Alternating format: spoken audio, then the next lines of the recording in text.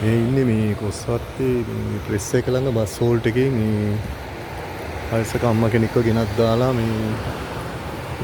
දැන් ඉන්න තැනක් නැතිව ගන්න බස් හෝල්ට් එකේ මේ පැදුරත් මෙට්ටයක් දාගෙන නිදි බඩු මුට්ටු ටික එක්ක. ඔව් ඉතින් අද කාගේ හරි අම්මා කෙනෙක් මේ රෑ වෙලා මම ගත්තේ මේකත් විකට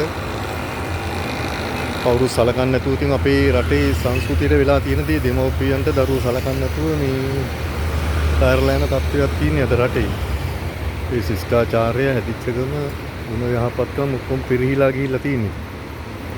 මේක ගැන ඉතින් දන්න කෙනෙක් ඉන්නවනම් පොඩ්ඩක් හොයලා බලන්න මේ නෑදෑ කෙනෙක් හරි මේ සරණ අම්මා කෙනෙක් මේ මෙහෙම දාලා ඉන්නවා. කොස්සත්තේ මේ හන්දියට මෙහා ප්‍රෙස් එක ළඟ බස් හෝල්ට් එකේ.